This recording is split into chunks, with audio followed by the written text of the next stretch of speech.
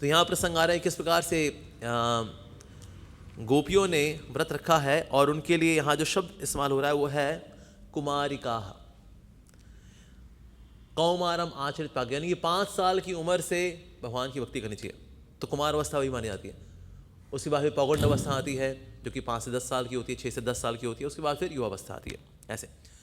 तो यहाँ पर कुमारी का जो शब्द इस्तेमाल हो रहा है, इसका मतलब ये है कि ये जो व्रत रखने वाली गोपियाँ हैं, इनकी उम्र 5 साल से भी कम है। तो 5 साल से जो कम उम्र की लड़कियाँ होती हैं, उनको तो यही बोध नहीं होता स्त्री क्या होती है, पुरुष क्या होता है, यही बोध नहीं होता। तो इसीलिए अगर कोई ये भी सोचे चले कि कोई गोपियाँ हैं, उनका ऐसे मन था कि वो कृष्ण को पाना चाहती थी और कृष्ण उनका वस्त्र हरण किया, कुमारिका हैं। और कृष्ण भी ऐसे नहीं कोई बहुत बड़े हैं, जैसे कि अक्सर टीवी में देखा हुआ है कि कृष्ण है और वो गोपियों से वो बातचीत कर रहे हैं, वो भी बड़े सारे हैं, गोपियाँ बड़ी सारी हैं, इस तरह से वस्त्र हरण लीला दिखाई जाती है। नहीं नहीं, कुमारिका तो कुमारी है वास्तव में। तो कुमारी का मतलब सिर्फ कुमारी नहीं है, क्योंकि कुमारी तो हो सकता है वो 17, 18, 20 साल की भी हो सकती है, कुमारी है। लेकिन कुमारिका का मतलब होता है जो 5 साल से भी कम है जिनकी उम्र। तो ऐसी थी कोई 3.5, 4, मैक्सिमम कोई 5 साल, दैट्स इट। तो इसी के साथ, इसी भाव के साथ जो है इन्होंने व्रत रखा है। तो ये जो 22वां अध्याय है दशम स्कंद का, तो अब ये जो गोपी वस्त्र हरण लीला है, जहाँ पर उन्होंने कात्यायनी का व्रत रखा है, फिर उनके वस्त्र भी भगवान चुराएंगे। अब ये लीला आ रही है या तो 5वें दिन के आखिर में या फिर 6ठे दिन की शुरुआत में। तो इससे पहले जो है फॉरेस्ट ऑफ मटीरियल एंजॉयमेंट, किस प्रकार से संसार की भोग कितने तुच्छ हैं, कितने कष्ट देने वाले हैं, ये सब चर्चाएं करने के बाद क्या 6ठे दिन श्री सुखदेव गोस्वामी किसी मंडेन रोमांटिक अफेयर की बात करेंगे कि आओ मैं तुमको बताता हूँ एक लड़का लड़की की कहानी? नहीं, ऑफ कोर्स नॉट। तो इससे गोपी वस्त्र हरण लीला को वास्तव में दिव्य ही मानना चाहिए, क्योंकि इसके पहले का जो डिस्कशन है जो हुआ है बहुत अधिक दिव्य है भगवान की लीलाओं के बारे में, कि भगवान किस प्रकार से सारे अवतारों के स्रोत हैं, उनसे ये अवतार वो अवतार, ये सारी चर्चा करने के बाद फिर 10th कैंटो में पहुंचते दशम स्कंद में, और फिर दशम स्कंद में जा करके श्रीमद् भागवतम के फिर ये चर्चा अब हाँ आनी शुरू हुई है। और गंगा नदी के तट के किनारे बैठ करके क्या ऐसा हुआ कि भाई किसी को अगर वल्गर बातें करनी हो, कहते चल गंगा नदी के तट के किनारे बैठ के गलत बातें करते हैं। भाई गलत सलत बातें करनी हो तो कहीं यहाँ कहीं गंदी संदी जगह बैठ जाएंगे, चल आज बेंच पे बैठ जाते हैं, हाँ गप मार लेते हैं हम लोग, ऐसा कुछ होगा? गंगा नदी के तट के किनारे एक ऐसा व्यक्ति जो कि मरणासन है, और उसको इतनी सारी पवित्र बातें बताने के बाद एकदम से कहेंगे चलो मैं तेरे को कोई ऊटपटांग कहानी सुनाता हूँ तेरे को मैं, एक लड़की की कि किसी लड़कियाँ थी, उनके कपड़े चुरा लिए किसी ने, ऐसा होगा? नहीं। सो लॉजिकली स्पीकिंग अगर देखा जाए ये सारी जो लीला है वो दिव्य है। लेकिन अगर कोई इसको सरफेस से देखे तो सरफेस पे देख करके इसको गलत जज करेगा कि ये तो स्त्री और पुरुष की कहानी है, लड़का लड़की वाली कहानी है। लेकिन अगर हम गहराई में जाके देखेंगे तो पता लगेगा कि ये तो बहुत दिव्य है वास्तव में।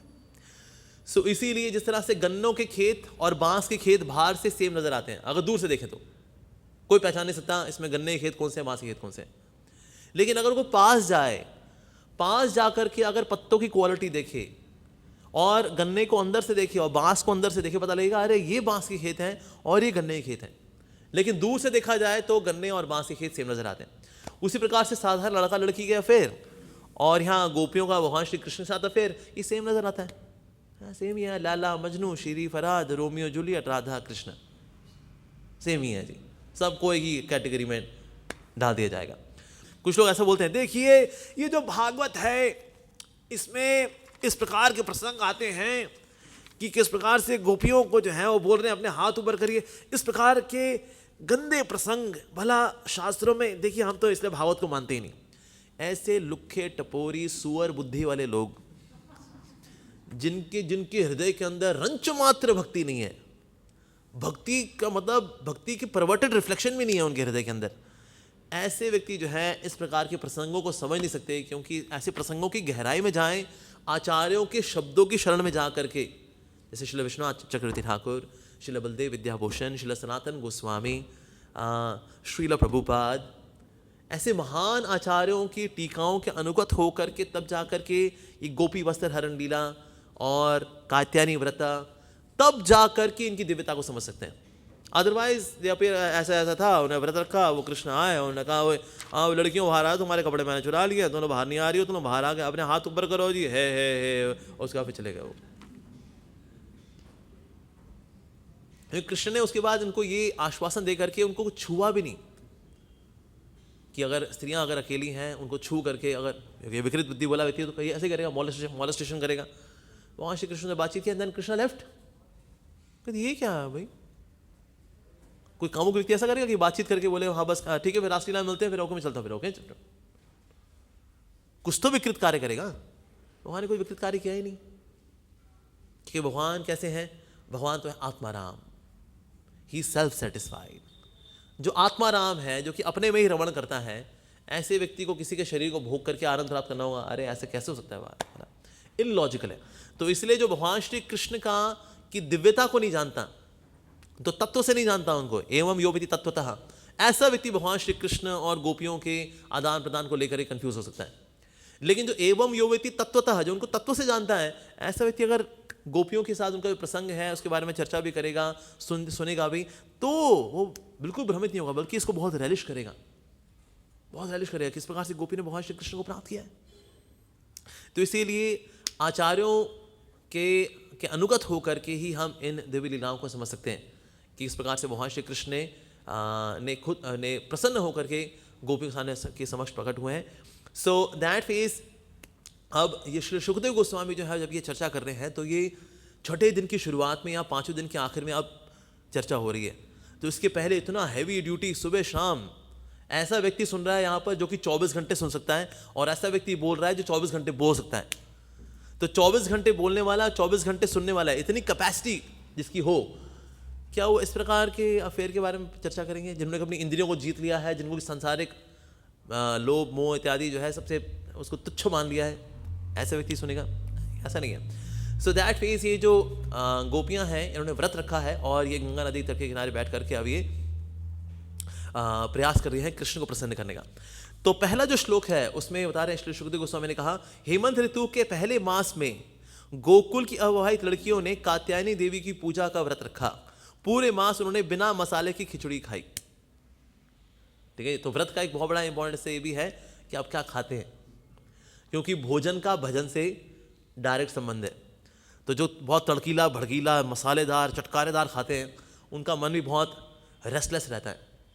तो इसीलिए अगर कोई चाहता है कि उसकी इच्छाएं उसको कम सताएं या ना सताएं, तो उसके लिए खाना जो है वो कैसे खाना चाहिए? ऑफ कोर्स वी आर प्रसादिटेरियन, और जितना हो सके हमें सरल खाना चाहिए। कभी कभी फीस्टिंग एक आध बार चलता है, बट अदरवाइज 90-95% हमें सरल ही पाना चाहिए, सिंपल पाना चाहिए। तो इसलिए इन्होंने भी खिचड़ी पाई है, और कैसी खिचड़ी पाई है? उसमें कोई छौंक नहीं लगा, कोई मसाला नहीं उसके अंदर, सिंपल खिचड़ी बिना नमक। और उन्होंने क्या किया है, ये व्रत रखा है। तो ये हेमंत ऋतु के पहले के मास में, यानी कि अभी कौन सा है ये? मार्गशीर्ष, राइट। भगवद गीता में भगवान बता रहे हैं जो मासों में मैं मार्गशीर्ष मास हूं। तो इसीलिए इसके पहले हुआ है कार्तिक के बाद आता है फिर ये मार्गशीर्ष। तो श्रीमती राधा रानी के महीने में व्रत रखने के करना जो है इन्होंने अब की कृपा लेकर के, अब उनके जो प्रतिमूर्ति है कात्यायनी देवी यानी कि योग माया, अब उनको व्रत रख रही हैं कृष्ण को प्रसन्न करने के लिए। तो अब इन्होंने जो है व्रत रखना जो है शुरू किया। इस प्रकार से पूरे मास इन्होंने व्रत रखा। और साथ ही अविवाहिता है ये सारी की सारी, और इनकी इच्छा क्या है? इनकी इच्छा है कि कृष्ण इनको प्राप्त हो पति के रूप में। हमारे आचार्य बता रहे ये जो गोपियां हैं, ये ऐसा नहीं कि कोई साधारण लड़कियां हैं किसी गांव की, ना, ये नित्य सिद्ध गोपियां सारी सारी, यानी कि भगवान श्री कृष्ण के धाम से प्रकट हुई हैं। ये भगवान श्री कृष्ण के साथ वो प्रकट हुई हैं। जो हमने जो दंडकारण्य फॉरेस्ट का सुना हुआ है कि वहाँ पर जो कुछ ऋषि मुनि थे, उन्होंने श्री राम को देखा, श्री राम के दर्शन किए, श्री राम के प्रति बहुत आकर्षित हुए, उन्होंने प्रार्थना की, हे श्री राम आप हमको पति के रूप में प्राप्त हो। तो श्री राम ने कहा नहीं, देखो इस अवतार में तो एक पत्नी व्रत, तो इसलिए मैं जब द्वापर युग में आऊँगा तो मैं सबको स्वीकार करूँगा, तो आप लोग आना, मैं आपको भी स्वीकार करूँगा। तो इस वक्त ये जो गोपियाँ हैं जो व्रत रख रही हैं, ये नित्य सिद्ध गोपियाँ हैं। इनके साथ ही वो वाली गोपियाँ भी मर्ज्ड हैं जिन्होंने कि राम जी से ये आशीर्वाद प्राप्त किया है कि पति के रूप में भगवान प्राप्त होंगे उनको। तो इसीलिए जो गोपियां हैं उनकी बहुत ही ज़्यादा डेस्परेट तीव्र इच्छा है कि कृष्ण उनको पति के रूप में प्राप्त हो। लेकिन साथ ही इनमें वो ऋषि मुनि भी हैं जिनकी इच्छा थी कि भगवान हमें पति के रूप में प्राप्त हो, तो वो भी इनके साथ हैं। तो इसको बोलते हैं वास्तव में रागानुगा भक्ति। जो रागात्मिक भक्त होते हैं जैसे गोपियाँ इत्यादि हैं, अरे ये रागात्मिक भक्त हैं, जब इनके अनुगत होकर के हम कृष्ण को प्राप्त करना चाहते हैं तो उसको बोलते हैं रागानुगा। यानी कि जो रागात्मिका भक्त हैं उनके अनुगत होकर के कृष्ण को प्राप्त करने का प्रयास करना। तो इससे जो ऐसी जो गोपियाँ, जो नित्य सिद्ध गोपियाँ हैं, जो कि भगवान के धाम से हैं, वैकुंठ धाम से हैं, गोलोक वृंदावन से हैं, उनके अनुगत होकर के अब ये कृष्ण को प्राप्त करना चाह रही हैं, ऐसा। और उस वक्त बहुत सारी डिटेल दे रहे हैं कि जो अब ये जो व्रत होना है उसमें बहुत सारी डिटेल दे रहे हैं। रीजन बीइंग श्रील सनातन गोस्वामी हमारे बाकी आचार्य बहुत ज़्यादा आनंद में है कि किस प्रकार से गोपियाँ भरसक प्रयास करने वाली हैं कृष्ण को प्राप्त करने के लिए। और साथ ही वो क्या कर रही हैं, सूर्योदय होते ही यमुना के जल में स्नान करके वे गोपियां नदी के तट पर दुर्गा देवी का मिट्टी से अर्चा विग्रह बनाती हैं। सो ये अर्चा विग्रह बनाती भी हैं, इनकी पूजा अर्चना भी करते हैं कात्यायनी देवी का, फिर इनको स्नान कराती हैं। अब एक्चुअली मिट्टी का जो विग्रह जो होते हैं, अगर आप उनको स्नान कराए थे ना तो क्या होगा, वो तो बह जाएंगे। सो दैट फेज उनको स्नान कराती यमुना में जाकर के, उनको लेकर के उनका अभिषेक करती, करते करते जो है वो विग्रह चले जाते हैं यमुना माई में। And every day they make the deities, हर रोज विग्रह बनाती हैं, हर रोज उनकी पूजा अर्चना करती हैं और हर रोज उनका अभिषेक करती हैं। तो अभिषेक करती हैं तो वो कात्यायनी देवी फिर से यमुना में चली जाती हैं, अगेन फिर से यमुना माई की माटी लेकर के फिर से विग्रह बनाती हैं। So that means every day they would have new deities of Katyayani Devi, उनकी पूजा अर्चना करने के लिए। उनको धूप इत्यादि जितना भी होता है पैराफर्नेलिया, इसको लेकर के उनकी पूजा अर्चना करती हैं। लेकिन कात्यायनी देवी जो है, वैसे जो दुर्गा देवी हैं, she worships Lakshmi and all the devotees and the gopis, इनकी पूजा अर्चना करती हैं क्योंकि ये कृष्ण के बहुत ही नज़दीक हैं। दुर्गा देवी, पार्वती देवी भी आज भी तपस्या कर रही हैं कि उनको रासलीला में प्रवेश मिल जाए। तो एक शब्द उनका इंटरव्यू भी लिया था गोपियों ने, कहता है अच्छा रासलीला में आने की इच्छा है? कहते हैं हाँ मेरी इच्छा है। ठीक है, मटकी उठा लेगी, जमुना से मटकी ले आएगी पानी भर के पनघट से। कहते क्या पनघट से ये मटकी? कहता अच्छा ये गोबर के उपले बना लेती तू? कहते ये सब तो मुझको नहीं आता। कहता है फिर तपस्या कर रहे थे। तो मैया, तो दुर्गा मैया, पार्वती मैया तो आज भी तपस्या करेगी, हमें भी कभी सौभाग्य प्राप्त हो। सो दैट मीन्स वैसे देखा जाए तो ये गोपियों की पूजा अर्चना करते हैं कि मुझे गोपियों के आशीर्वाद से कृष्ण की रासलीला में भाग लेने का सौभाग्य प्राप्त हो। शिव जी का भी इच्छा रहती है, वो तो गोपेश्वर महादेव के रूप में आ भी गए। So he participated in Raslila. So that means Raslila is the most exalted activity. Prabhupada ji बोला करते थे, the goal of Krishna consciousness is to join Radha Krishna's dance party. हमारे कृष्ण भावनामृत आंदोलन का लक्ष्य क्या है? राधा कृष्ण की डांस पार्टी को ज्वाइन करना। ठीक है जी। सो दैट मीन्स ये बहुत ही ऊंची लीला है। तो इसमें अब वैसे कात्यायनी देवी पूजा अर्चना करती हैं गोपियों की, लेकिन यहाँ गोपी यहाँ पूजा कर रही हैं कात्यायनी देवी की। तो इसके लिए श्री सनातन गोस्वामी, श्री विश्वनाथ चक्रवर्ती ठाकुर दोनों कह रहे हैं कि वास्तव में उनका इतना प्रेम है कृष्ण से, इतनी डेस्परेट है वो कृष्ण को प्राप्त करने के लिए कि वो आज उनकी पूजा कर रही है जिनसे वो पूजित हैं। जैसे हमारे राधेश्याम प्रभु जी जो हैं, एक समय जब 2 साल के लिए गए भागवतम पढ़ने के लिए, तो भागवतम जिनसे पढ़ रहे थे वो उनको उन्होंने भागवतम पढ़ाया हुआ था। तो जो टीचर बैठे होते थे कि हम भागवतम का 2 साल का कोर्स पढ़ाएंगे, और राधेश्याम प्रभु बैठे हुए हैं और राधेश्याम प्रभु ने इनको भागवतम पढ़ाया हुआ है और आज इनसे खुद भागवतम पढ़ रहे हैं आउट ऑफ ह्यूमिलिटी। तो उस तरह से गोपियां जो है, वैसे तो कात्यायनी देवी इनकी पूजा अर्चना करती हैं, लेकिन आज गोपियां इनकी पूजा अर्चना कर रही हैं because they are so desperate to get Krishna. ऐसा वैसे तो जहाँ तात्पर्य बताया जा रहा है कि देवी देवताओं की पूजा अर्चना भक्त लोग नहीं करते, लेकिन अगर देवी देवताओं की पूजा अर्चना करनी भी हो तो किस भाव से करनी चाहिए, वो आता है अगले श्लोक, इस श्लोक के अंदर। तो पहला जो शब्द है इस श्लोक के अंदर वो है कात्यायनी। कात्यायनी क्यों बुला रही है उनको? रीजन भी, कात्यायनी का मतलब होता है ओ मदर। चाहती तो और किसी देवी देवता से पूजा अर्चना कर लेती, शिव जी से प्रार्थना कर सकती थी, किसी और देवी देवता से पूजा प्रार्थना कर सकती थी, लेकिन कात्यायनी देवी क्या है? She is very motherly figure. तो इसलिए और किसी देवी देवता की पूजा अर्चना नहीं कर रही हैं गोपियां, प्रार्थना कर रही हैं तो कात्यायनी देवी से कि you are a motherly figure, आप तो वास्तव में माँ के समान है। तो माँ तो देने में शी इज़ वेरी लिबरल, बहुत ही उदार हृदय होता है माँ का। तो इसलिए हम आपसे प्रार्थना कर रहे हैं कि ना हमें कृष्ण मिल जाए, तो आप दे देंगी ना हमें कृष्ण। तो उस पर कात्यायनी देवी कह सकती हैं, अरे मैं भला कैसे दे सकती हूँ, क्या मांग रही हूँ मेरे से, मैं भला तुमको क्या दे पाऊंगी, और मैं क्यों दूंगी तुम लोगों को। तो उनको बताने महामाए, क्योंकि आप कृष्ण की शक्ति है ना, तो जो कृष्ण की शक्ति है वही तो कृष्ण को दे सकती है। तो इसीलिए हे महामाए, आप कृपा करिए कि ना हमको कृष्ण मिला दीजिए, you are like a parental figure to us. तो इसीलिए महामाया जो होती है जगत के अंदर, जब कई प्रकार की इच्छाएं पूरी कर देती है जब लोगों की, तो इसीलिए इस प्रकार से आप हमारी भी इच्छा पूरी कर दो ना, कई प्रकार की इच्छाएं होती हैं, तो इसलिए आप उनकी इच्छा पूरी करते हो, हमारी भी इच्छा पूरी कर दो। और आप क्या है ना, ऐसे जो लोग जो ये सोच रहे हैं हम गोपियां जो हैं कृष्ण को क्यों पाना चाह रही हैं, आप उनको समझाओ कि हम कृष्ण को पाना चाह रहे हैं और सबसे दिव्य लक्ष्य है वास्तव में कृष्ण को प्राप्त करना। तो आप उनको समझा दो। महामाया, तो महामाया बोल सकते हैं, लेकिन मैं तो महामाया हूं, मैं तो लोगों को अलग करती हूं भगवान से, मुझे क्यों बोल रही हो कि मैं तुमको कृष्ण से मिला दूं? मैं उल्टा काम कैसे कर दूंगी, तुमको कृष्ण से मिला दूं? उन्होंने कहा क्योंकि ना आप तो योगिन है। योगिन का मतलब होता है जोड़ना, आप तो कृष्ण से हमको जोड़ देंगी ना, तो इसलिए आप तो महायोगिन भी तो हैं। ठीक है, महामाया है नो डाउट, लेकिन आप महायोगिन भी तो हैं, तो इसीलिए आप ना हमको ना कृष्ण से मिला दीजिए। कहता है लेकिन मैं तुमको ऐसे मिला दूं, लेकिन भला मेरे पास ऐसी कोशिश शक्ति है भला? कहते आप तो अधीश्वरी भी तो हैं हमारी, सब पूजा अर्चना करते हैं आपकी, सो दैट मीन्स आप अधीश्वरी भी हैं, तो इसीलिए आप हमको ना कृष्ण से मिला दीजिए आप। अच्छा, किन से मिलाना है? वो कृष्ण से जो कि नंद महाराज के पुत्र हैं। ओके, नंद महाराज के पुत्र हैं, और साथ ही गोप वेश में, हम भी गोपियां हैं वो भी गोप है, तो हम लोग मैचिंग भी हैं, हमारा उनसे मैचिंग, वो भी गोप, हम गोपी, गोपी गोप, तो दैट मीन्स भी हम भी आर मैचिंग, तो इसलिए आप उनसे मिलन करा दीजिए। अच्छा, मिलन भी कैसा? पतिम, हमें पति के रूप में प्राप्त हो जाए। पहले ऐसा कल्चर था कि बचपन में ना शादी तय करा दी जाती थी, उसके बाद फिर दोनों अलग अलग रहा करते थे, लड़का अपने घर जाएगा, लड़की अपने घर जाएगी। अब जब दोनों बालिग हो जाएंगे फिर दोनों साथ साथ रहेंगे। तो इस प्रकार से काफ़ी यंग एज में मैरिज करा दी जाती थी।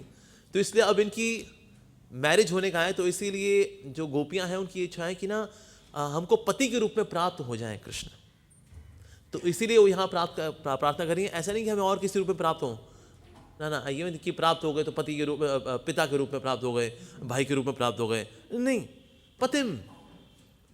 पतिम के रूप में प्राप्त हो। अच्छा, कैसे प्राप्त हो? मैं, यानी मेरे को प्राप्त हो। हाँ, लेकिन सब मिलकर के तपस्या करी थी, बोलती ना हमें प्राप्त हो, लेकिन यहां पर गोपियां बोल रही हैं मुझे प्राप्त हो। सबने मिलकर ये बोला मुझे प्राप्त हो, क्योंकि प्रेम का एक लक्षण होता है सेंस ऑफ पोजेसिवनेस, स्वामित्व की भावना। कृष्ण मेरे हैं, कृष्ण मेरे हैं। वैसे अगर भावना होती है जगत, जब कोई साधना भक्ति कर रहा होता है तो हम ये मानते हैं मैं कृष्ण का हूं, मैं कृष्ण का हूं, मैं तो कृष्ण का हूं। लेकिन भक्ति में जब आगे बढ़ जाते हैं तो क्या होता है? कृष्ण मेरे हैं, कृष्णा इज माइन। इस स्वामित्व की भावना आती है जब प्रेम में बड़ा गाढ़ा हो जाता है किसी का। आपको जिसका प्यार प्रेम गाढ़ा नहीं है, भक्ति गाढ़ी नहीं है, वैसे ही बोलता रहे मैं कृष्ण मेरे हैं, कृष्ण मेरे, वो तो सहजियाइज्म है, यानी सहजिया भाव हो तो। लेकिन वैसे अगर जो स्वामित्व की भावना आ रही, तो इसलिए सब गोपियों ने एक साथ मिलकर के क्या प्रार्थना कर रही हैं?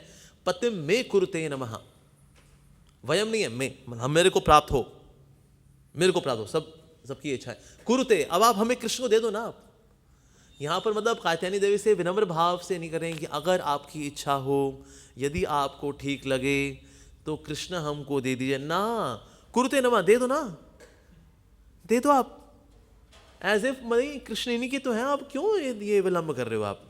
तो इसलिए अब आप जल्दी जल्दी करो आप, और हमको आप कृष्ण से मिलाए दो बस आप। कुरुते नमः। तो इस प्रकार से इति मंत्रम जपंतस्य, तो इस प्रकार से ये मंत्र का जाप कर रही थी और पूजा अर्पित करी थी। कमारिका, फिर से बता रहे हैं कि भाई ये जो पूजा अर्चना करने वाली लड़कियां हैं ये कुछ साधारण नहीं है, ये कमारिका, यानी कि ये 5 साल से भी कम उम्र की हैं, वैसा। और क्योंकि नित्य सिद्ध वैष्णवी हैं तो इसलिए भगवान की खुद की कलाएं हैं, ये उन्हीं की कला है। जितनी गोपियां हैं भगवान श्री कृष्ण की कला रूप है, तो इसलिए अपनी ही कलाओं के साथ भगवान अब लीलाओं की कला कर रहे हैं। सो इसीलिए इसके अंदर कोई दोष नहीं है। तो अब ये जब प्रार्थना हुई तो उसके बाद भगवान श्री कृष्ण ने क्या किया? इनके जो कपड़े थे वो भगवान ने ले लिए और कपड़े ले करके पेड़ पे चढ़ गए। अब इनके साथ अब ये जो बताया जा रहा है कि जब भगवान श्री कृष्ण ने इनके कपड़े लिए हैं तो वहां कृष्ण के लिए जो शब्द आ रहा है वो है योगेश्वरः, यानी कि यहां कोई व्यक्ति साधारण व्यक्ति नहीं है यहां पर, बल्कि योगेश्वरेश्वरः। योगेश्वरेश्वर अब ये लीला कर रहे हैं गोपियों के बस से हैरान करने की, तो कोई साधारण व्यक्ति नहीं है यहाँ पर। और जब भगवान लीला कर रहे हैं तो वहाँ पर ऐसा नहीं कि वो अकेले हैं, अगर कोई गलत इंटेंशन से आए तो अकेले आएगा ना, कहते गलत काम करना है अकेले करेंगे और क्या। लेकिन इनके साथ साथ इनके सखा भी हैं।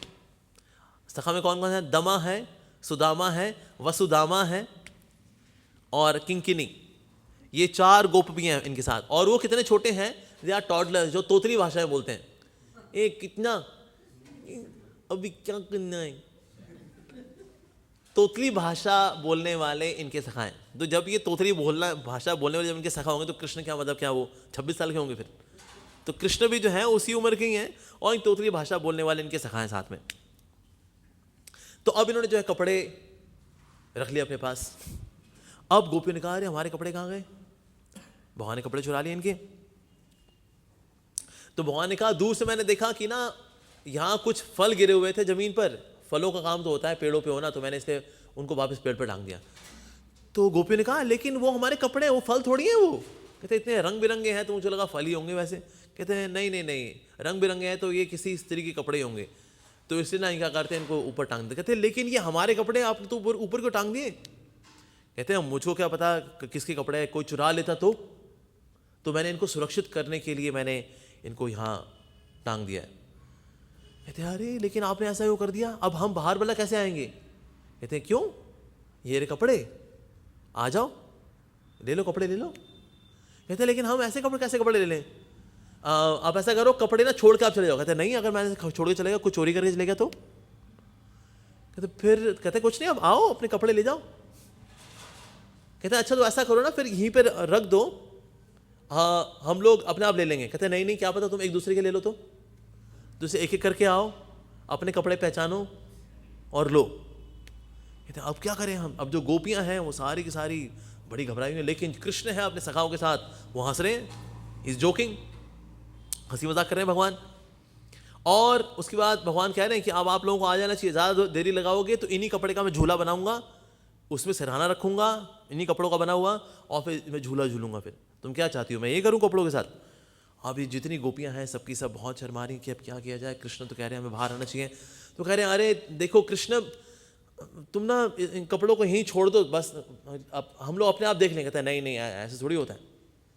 तो गोपियों ने बाद में यही बोला अगर तुमने कपड़े यहाँ नहीं रखे तो हम नंद महाराज को तुम्हारी शिकायत लगाएंगे। तो हर प्रकार से वो सारे साम दाम दंड भेद सब लगा रही हैं गोपियाँ कि कृष्ण को ये मना लें कि ना कृष्ण कपड़े यहाँ छोड़ दें। कृष्ण कह रहे लेकिन मैं कैसे छोड़ सकता हूँ, मैं बिल्कुल नहीं, एक एक करके आती जाओ अपने कपड़े लेती जाओ। अब गोपियाँ जो है वैसे उनका हृदय तो कृष्ण की और ही है, तो परम भक्त है भगवान की।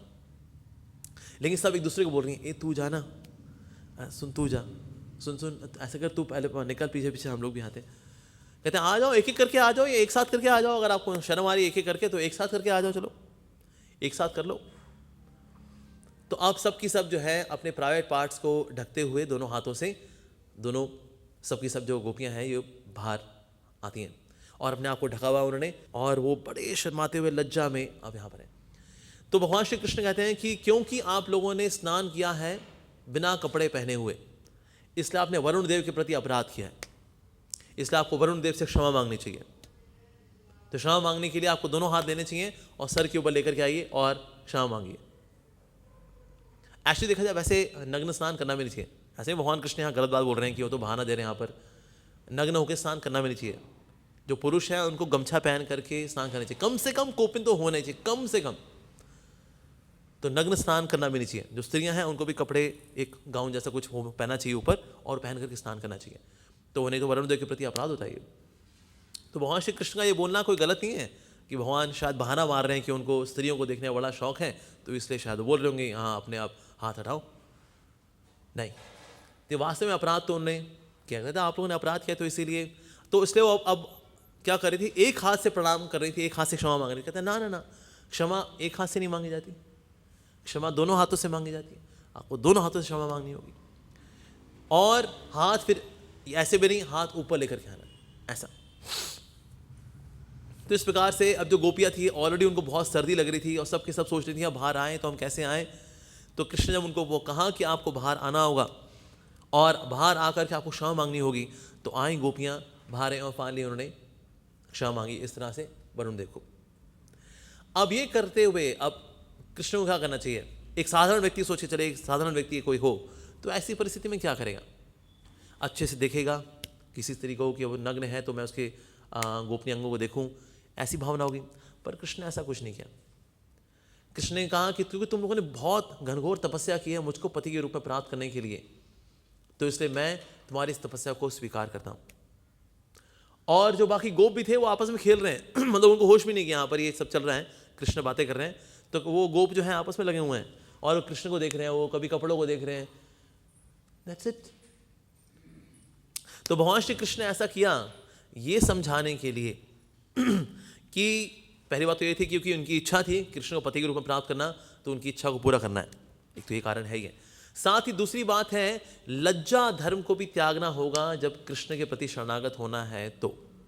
सर्वधर्मान परित्यज्य माम एकम शरणम व्रज, तो मेरी इकलौती शरण में आना है, सब प्रकार के धर्मों को त्यागना है।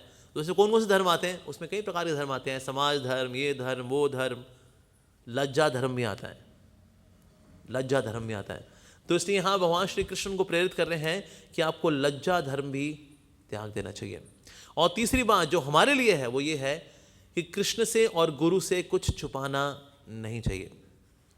कृष्ण से और गुरु से छुपा करके अगर हम कुछ करेंगे वो चीज़ हमारे लिए अमंगल का कारण बनेगी, अमंगल का कारण बनेगी। तो कभी गुरु पूछे क्या ऐसा हुआ था बता देना चाहिए, हाँ जी ऐसा हुआ था।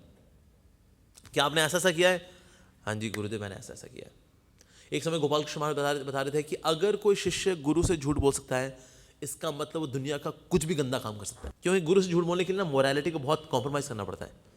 तो जिसने उस लेवल की मोरालिटी को कॉम्प्रोमाइज़ कर दिया अब वो किसी भी तरह गंदा काम कर सकता है और उसको कोई हिचक भी नहीं होगी, कोई आत्मग्लानि भी नहीं होगी, उसको कर दिया क्या हो गया, इच्छा थी मेरी तो गुरु और कृष्ण से कभी कुछ छुपाना नहीं चाहिए। बता दो ये सच है, अब आप जो बताएं।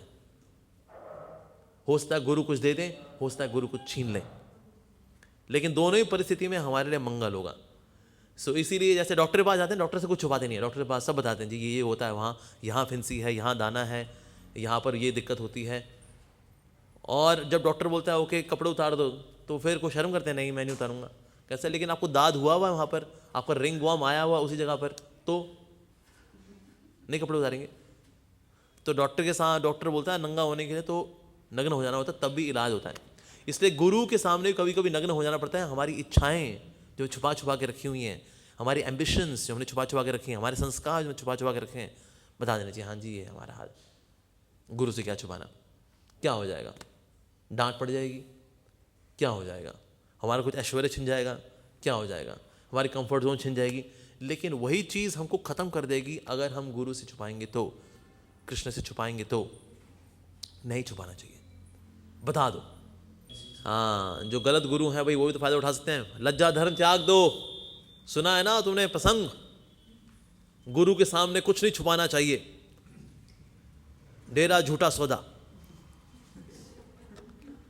तो दैट फेज ये तो वास्तव में डेरा झूठा सौदा ही है कि पाखंडी गुरु जो हैं स्त्रियों का इस प्रकार से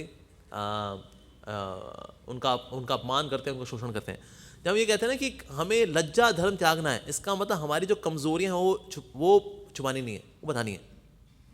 कोई गुरु अगर ये बोलता है मुझसे कुछ मत छुपाओ, और जैसे कृष्ण बोल रहे हैं गोपियों को कि निर्वस्त्र होकर आओ, तो जो गुरु ऐसा बोले ये प्रमाणिक गुरु है। नहीं,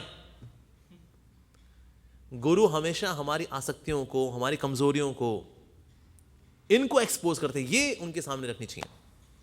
और जो गुरु अकेले में किसी तरीके से बात भी कर रहा है कि आओ मैं आपकी काउंसलिंग करता हूँ, आइए, हाँ बताइए क्या दुख है आपको, आइए मेरे कमरे में, आइए मैं आपको, आइए हम खेतों के पीछे चलते हैं, वहाँ पर मैं काउंसलिंग करता हूँ आपकी। ऐसे बांगड़ू बदमाश लोग, इनकी तो शक्ल अगर गलती से देख लो तो कपड़े पहने हुए स्नान कर लेना चाहिए।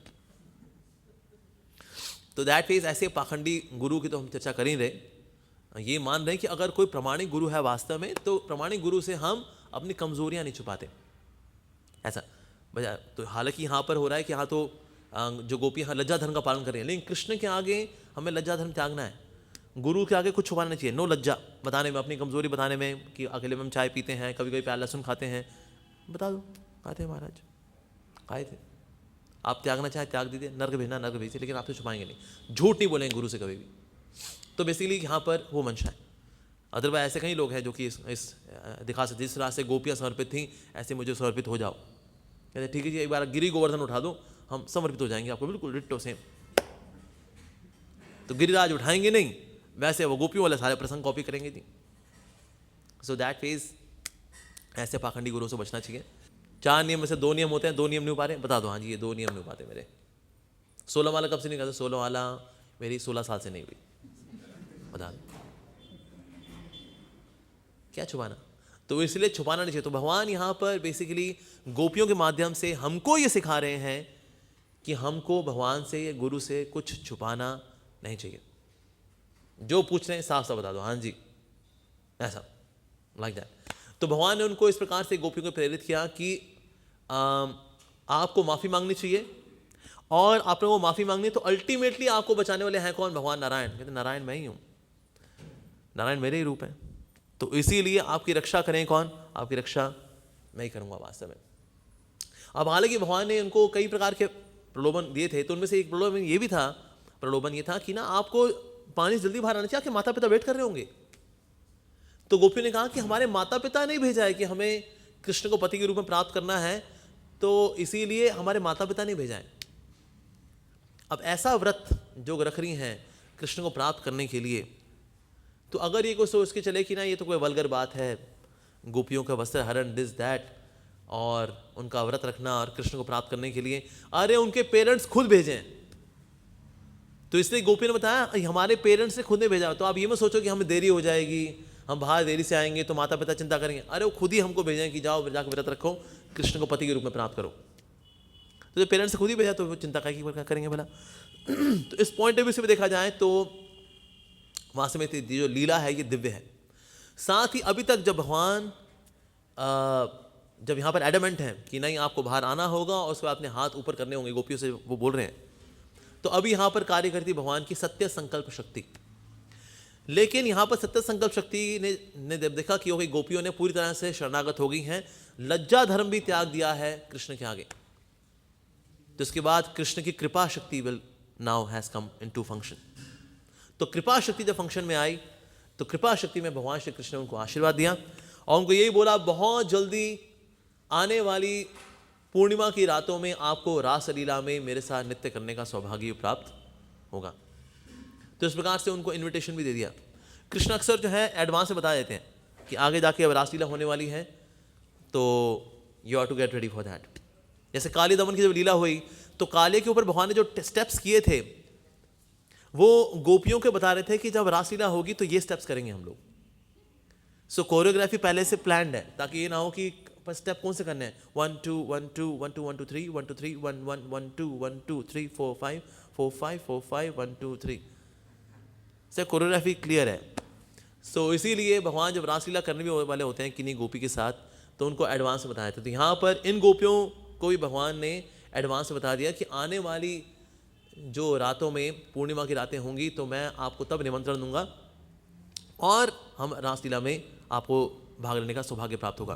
तो इस प्रकार से उनको यहाँ पर दिया। और साथ ही जो गोपियाँ थी उनको भगवान ने जो कपड़े दिए उन्होंने फिर कपड़े पहने और कपड़ों के अंदर सुगंध थी भगवान श्री कृष्ण के दिव्य शरीर की। जब भगवान श्री कृष्ण के कंधे पे जब सारे कपड़े थे तो भगवान श्री कृष्ण उसमें जो कात्यायनी व्रत रखने वाली जो गोपियाँ हैं उनके शरीर की जो दिव्य सुगंध है जिसमें उन्होंने तपस्या की है उसका आस्वादन कर रहे थे कि देखो ये जो गोपियाँ हैं इनमें कितने तपस्या का भाव है, पवित्र है, कितनी पवित्र है ये। लेकिन क्योंकि कृष्ण के कंधे पे कपड़े थे, भगवान ने जब इनको कपड़े दिए इन्होंने फटाफट कपड़े पहन भी लिए। कपड़े पहनने के बाद भी जो गोपियाँ हैं वो कृष्ण को देख रही हैं, कृष्ण को निहार रही हैं और साथ ही उन कपड़ों के अंदर भगवान श्री कृष्ण के जो शरीर की बहुत ही तीव्र सुगंध है वो है। भगवान कोई डिओड्रेंट तो लगाते नहीं है हालांकि, तो भगवान जो है स्वाभाविक रूप से सुंदर है ऐसा। तो इस प्रकार से उनके शरीर की जो सुगंध है अब ये गोपियाँ उनको आस्वादन कर रही हैं। एंड दैट फेज ना अब जो गोपियों ने उनका स्पर्श किया हुए कपड़े वही पहने हुए हैं, साथ ही भगवान श्री कृष्ण का दर्शन भी कर रही हैं और कृष्ण ने उनको आशीर्वाद भी दिया, कृष्ण से उनके दर्शन भी हो गए, कृष्ण से उनकी बातचीत भी हो गई। और ये करने के पश्चात अब भगवान श्री कृष्ण अपने गोपों के साथ चल दिए। तो इस प्रकार से भगवान ने ये लीला की और गोपियों को पूर्ण रूपेण शरणागत कराया। हालांकि लज्जा का कर रही थी, लेकिन वास्तव में लज्जा जो है, लज्जा धर्म को भी त्यागना है, ये गोपियों ने इस सुंदर लीला के माध्यम से यहाँ प्रदर्शित किया। So that means we seek the mercy of the gopis who attain Krishna.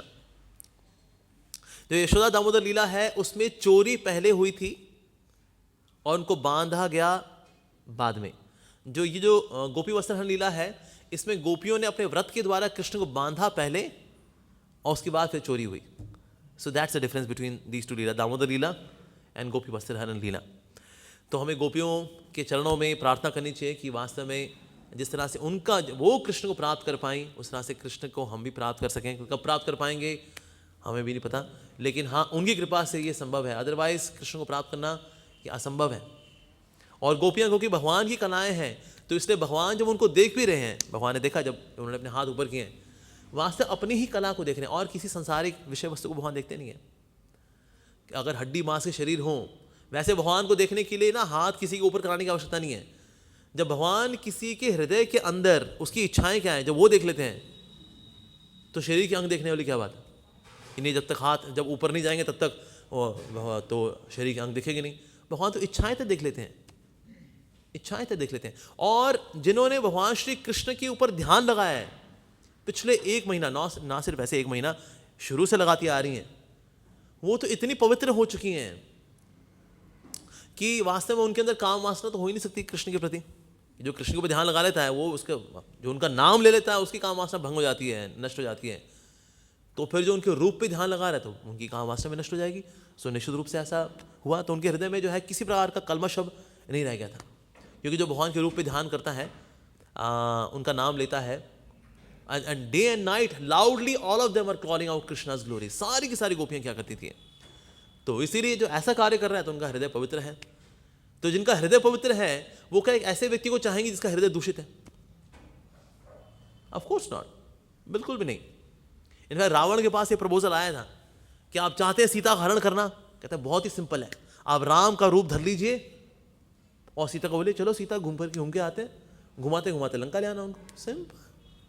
Ravan ने कहा नहीं, ये आइडिया बहुत बेकार है, क्योंकि राम का रूप धरने के लिए मुझे राम का नाम लेना पड़ेगा और राम के रूप के ऊपर मेडिटेट करना पड़ेगा। अगर मैंने राम का नाम लिया और राम के रूप के ऊपर मेडिटेट किया तो मेरी सारी काम वासनाएं नष्ट हो जाएंगी और सीता मुझे माँ के रूप में दिखनी शुरू हो जाएगी और फिर मैं उसका हरण नहीं कर पाऊंगा।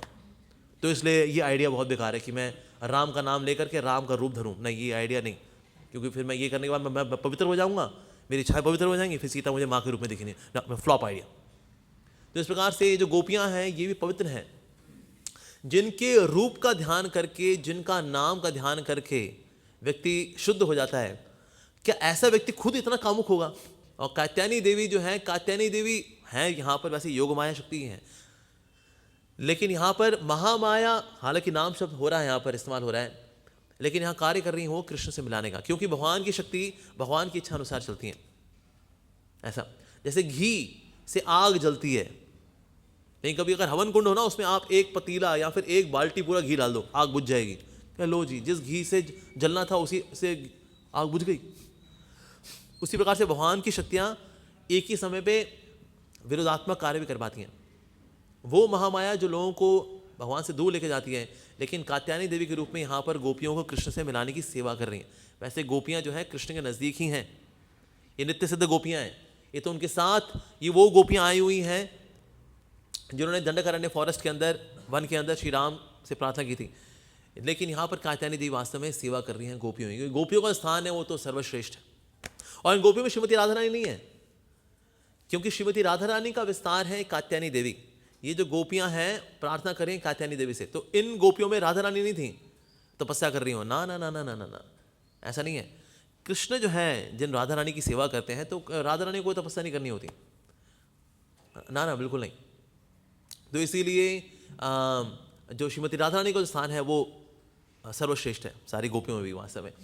तो इस प्रकार से ये प्रसंग आज हमने चर्चा करने का प्रयास किया कात्यायनी देवी के व्रत का, जो कि गोपियों ने भगवान श्री कृष्ण को प्राप्त करने के लिए रखा था। जय श्रील प्रभुपाद की जय, श्रीमद् भागवतम की जय।